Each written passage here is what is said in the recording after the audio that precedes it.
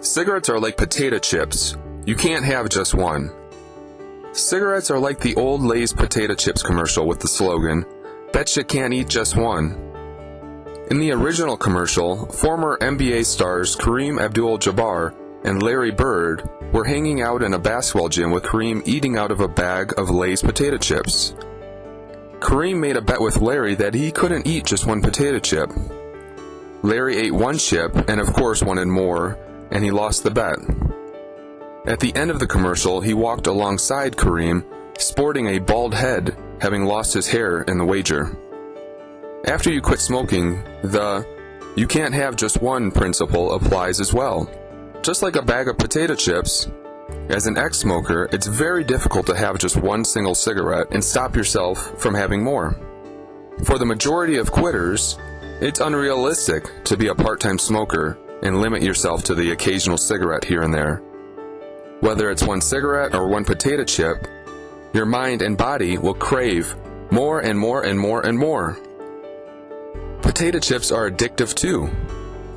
Potato chips are delicious, irresistible, and a popular comfort food. They can be very addictive. Once you pop open a bag of chips and get started, it's hard to put the bag down and forget about them. You can hide the potato chip bag in the cabinet or above the fridge or under your bed, but so long as a bag of potato chips are in the house and accessible, you're going to return to eat more. It takes a tremendous amount of self-discipline to bypass the bag for a second potato chip. What's more likely to happen is that one potato chip will turn into 2 potato chips, and before you know it, you just ate 50 potato chips. Maybe you've gone off the deep end and polished off the entire bag. I've experienced those benders myself. You're halfway through the bag, so why stop now? The aftermath of the potato chip binge is the very next day you have a potato chip hangover, there's crumbs in your bed, and you have a strong desire to purchase another bag of chips. On top of that, your wife is angry, and at the top of her honey-do list is for you to vacuum the trail of crumbs in the living room. It's a similar story with cigarettes. After you quit smoking, all it takes is a moment of weakness by having one cigarette, and boom! You're back at square one again. You ask for a cigarette from a smoker friend, family member, or a stranger, and the next day you experience strong cravings and want another one, and another one after that. You return to the same smoker friend to request another one, and this time he tells you to get lost because you're trying to quit and cigarettes are expensive, and he can't have everyone mooching all of his cigarettes off him. Since your friend isn't cooperative, you make a decision to go and buy your own pack of smokes. The nicotine addiction returns with a vengeance. All it takes is one little cigarette to sink back into the addiction again. Even after a long period of time away from smoking, you pick up one cigarette and you're right back to smoking full time like you had never stopped in the first place. One slip and you've returned to the starting line, or maybe even 10 feet behind that line. You may end up smoking more than the amount you had originally started from. If you started at 10 cigarettes per day, for example, you might even increase to a full pack per day. It's as if your body is making up for lost time. I've spoken to quitters over the years who've experienced this pain. They quit for a period of time and then slipped up, and their addiction stormed back with a vengeance. Now they smoke 10 cigarettes or more than they were before quitting the first time. Part-time smoking is not a good idea.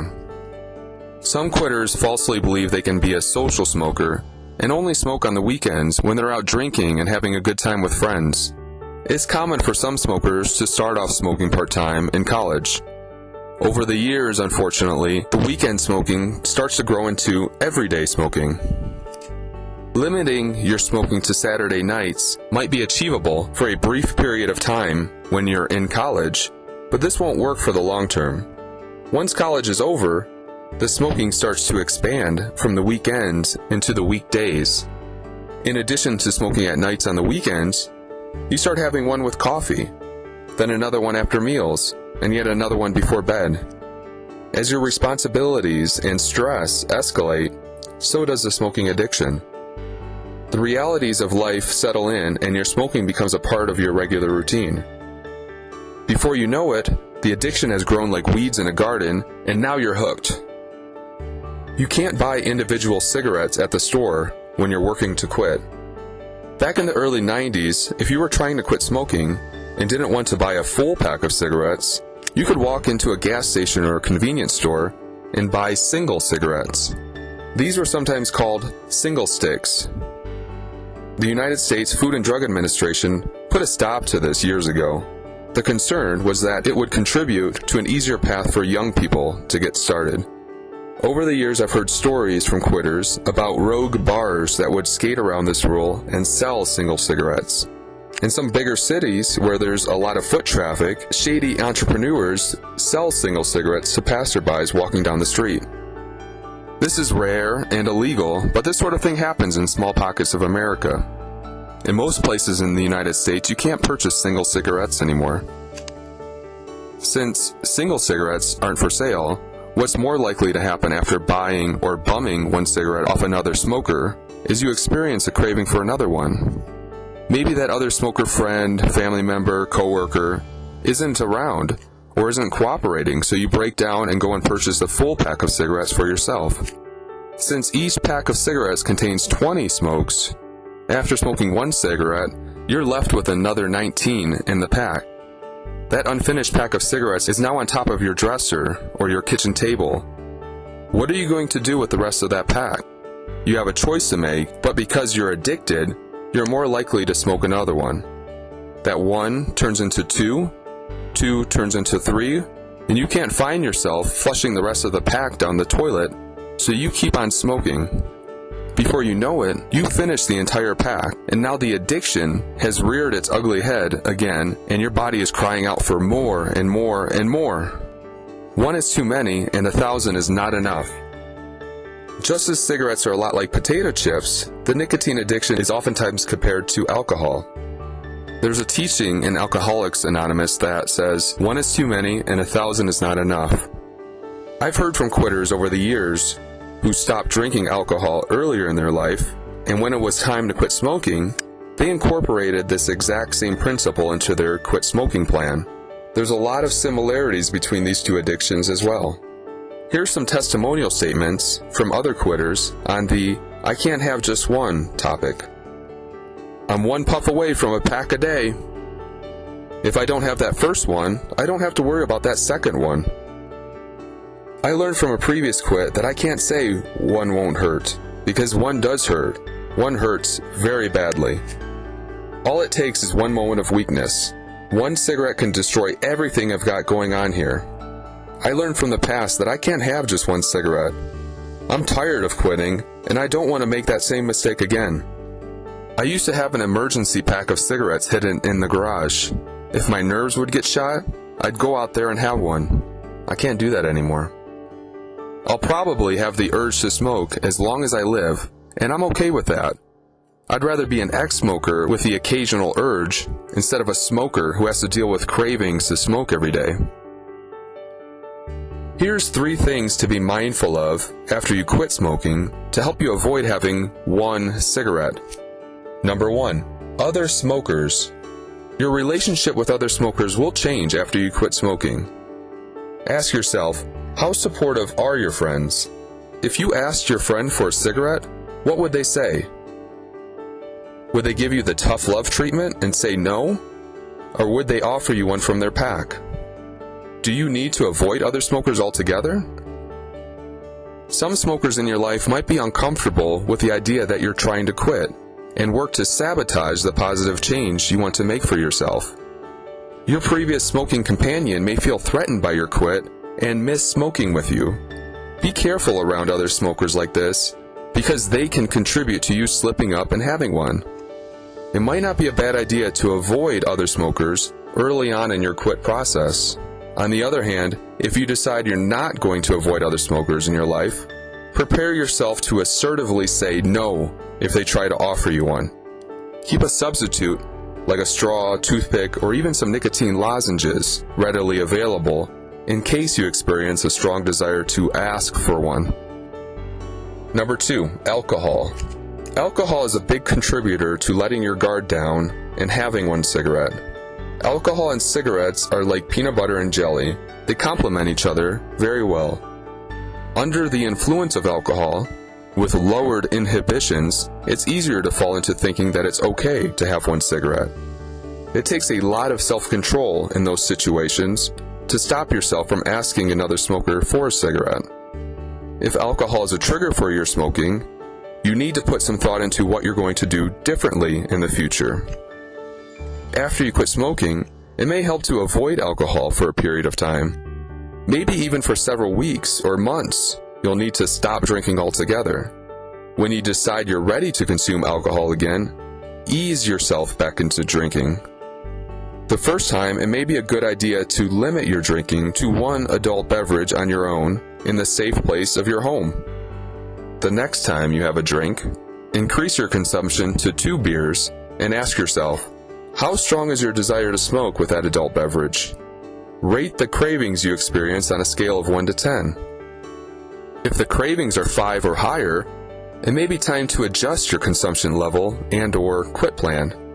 When you feel the cravings to smoke are manageable and you're ready to go out drinking with friends again, the first time you go out to drink in public, make sure you have some nicotine lozenges or another substitute with you. Bring a support person with you to the bar if you can, or have your support person available to call or text to help talk you off the ledge if things become difficult. Number 3, stress. Stress is another common reason that contributes to thinking you can have one cigarette.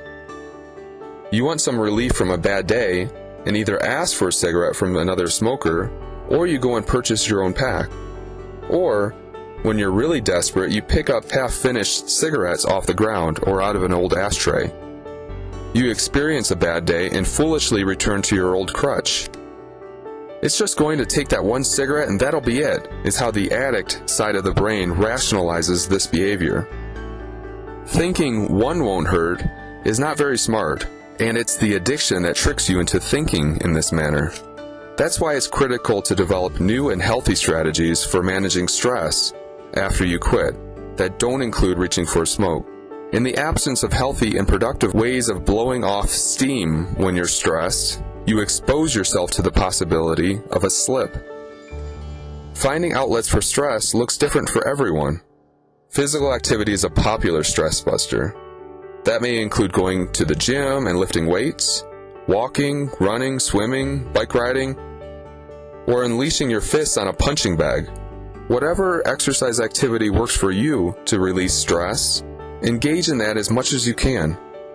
Stress in life is inevitable, so you need to find new ways to deal with stress so you don't rationalize to yourself when you're stressed out that it's okay to have one cigarette, because it's not. Ask yourself this question: do you really want to go through the painful quitting process all over again? Most quitters answer with an emphatic no to this question. Once you quit smoking, you have to commit to total abstinence, because one cigarette opens the door to many more cigarettes. Many more cigarettes means many more quit attempts you have to suffer through. Keep in mind that 75% of smokers relapse within 6 months. On average, it takes a quitter between 7 and 10 quit attempts before quitting for good. It's through these trial and error quit attempts that you learn the hard lesson that you can't have just one cigarette. Apply these valuable lessons you've learned from your past quitting experience regarding the topic of relapse to what you're doing now.